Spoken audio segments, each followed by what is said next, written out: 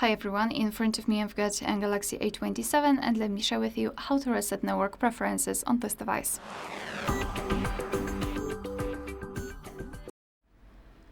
So let's begin with opening the settings. And here we need to scroll down and find the option General Management. Then let's scroll down again and go to this reset option. And here go to either mobile network settings or Wi-Fi and Bluetooth settings, depending on which section you prefer to reset. Basically, everything works the same in both options. So just tap on Reset Mobile Network Settings, tap on Reset Settings. If you've got any kind of screen lock entered to confirm the whole step, you need to be aware that this operation cannot be undone, and depending on your network's required settings, you might not be able to connect to your mobile network anymore. So be aware about that and tap on Reset only if you're ready and if you're sure that you want to do it.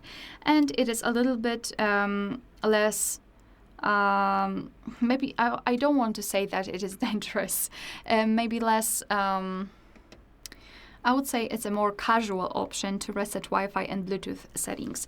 So just tap on it and tap on Reset Settings. And as you can see, we've got this information, which means that we just successfully reset the networks.